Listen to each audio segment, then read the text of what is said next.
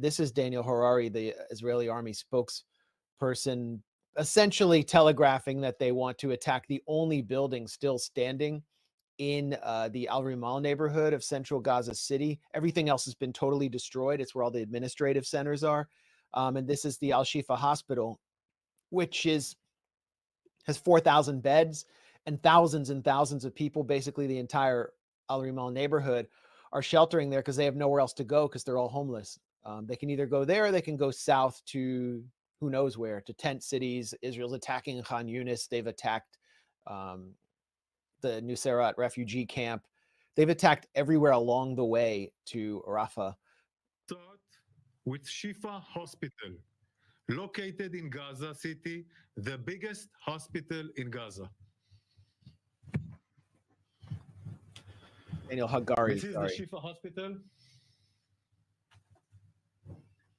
You can see where it locates in Gaza City, the largest hospital in Gaza. It has over 1,500 beds, 4,000 staff, and now it has also more people around the surroundings of the hospital. The red marks that you've seen before and you'll see later are red marks of buildings that are involved with Hamas, and we know it, and we have the proofs that they are with involvement of Hamas. So basically, he presents a mock-up and audio of phone calls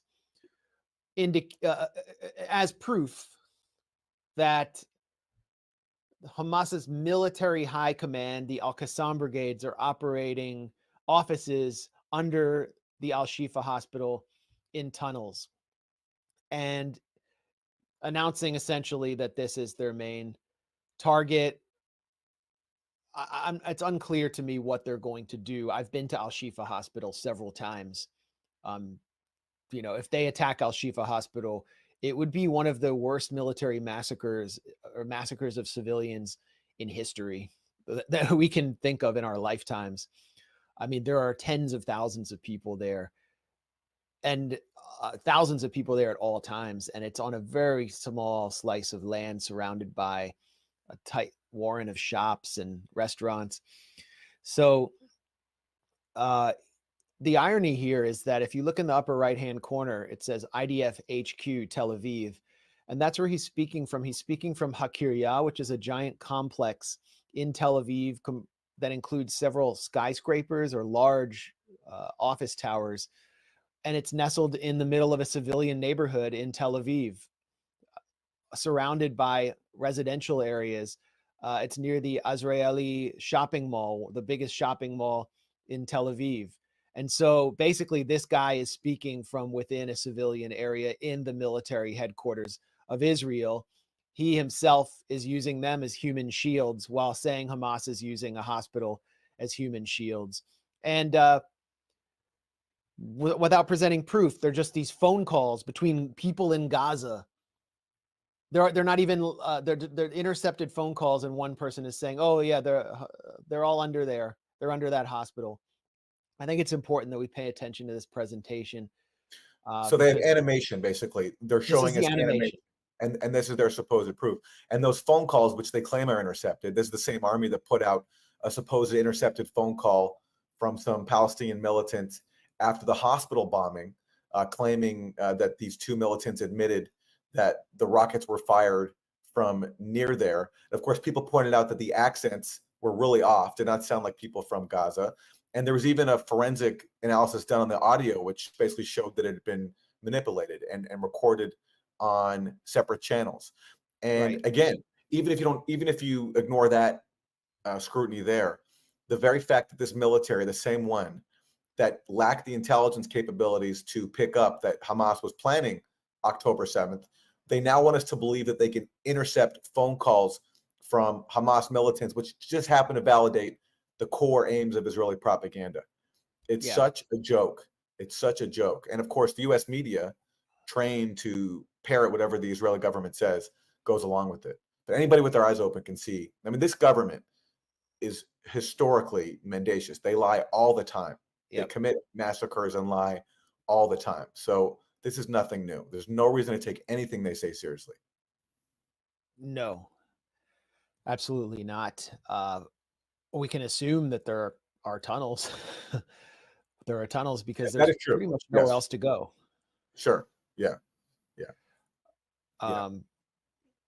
Yeah, those phone calls. Well, the phone calls were introduced kind of as a propaganda measure to deflect from the bombing of the Al Ahli Baptist Hospital in Gaza City, where at least 100 were killed, maybe as many as 500 were killed. And that phone call, the accents were Lebanese. Arabic speakers pointed that out immediately. I know, just having been in Egypt and in Lebanon, like, I can even tell the Arabic is different. Gaza Arabic is closer to Egyptian Arabic. You'll hear people use expressions like "ya rogel" and like "what's up, man" is like an Egyptian expression. You won't even hear that in the West Bank. People eat differently in the Gaza Strip. They like spicier food because they're closer to the Egyptians. And it's like that distinction was completely papered over, because that phone call and a lot of this propaganda is not for the consumption of discerning media consumers or people in the Arab world. It's for the consumption of American dupes, and also for Zionists, just to keep them on board as they continue to prosecute this massacre. They need to believe that, oh, well, we didn't do it. They bombed their own hospital. And now, oh, well, if we bomb that hospital, the terrorists who are just as bad as ISIS are underground. Yeah. And all this, look, even if you don't care, if you're one of those people who doesn't care about the civilians of Gaza, right? The Israeli government or the U.S. government claim that their top priority is freeing the hostages that Hamas is holding. Well, we've already seen Hamas release 4 people. If Israel wanted to, it could engage in negotiations directly. And what is Hamas asking for? Their concerns were their demands were just relayed by the Washington Post. Here it is. Hamas was proposing to release all foreign civilian hostages. Let me make this bigger. In exchange for a 5-day ceasefire. Israeli civilian hostages would be released if additional demands are met, including the release of Palestinian women and children in Israeli prisons and the opening of the Rafah border crossing so wounded civilians can receive care in Egypt, and fuel, food, and medicine and water can enter Gaza. But again, Israel's position is that no fuel can enter Gaza, which means that babies in incubators can die, water pumps can't work, because they don't want actually to free these hostages, because they want to maintain any excuse they can to undertake what they're committing, which is mass murder. Yeah, it's like Kuwaiti incubator babies, but real. Yeah. The United Nations announced yesterday that Gaza's food situation was catastrophic. The hospitals have, well, Al Shifa, for example, has announced they have 36 hours left of fuel before they can no longer operate. So we will see a massacre of civilians, of pregnant women, of people. I mean, you have people in Al Shifa on dialysis who will simply die. I've been to the dialysis center there.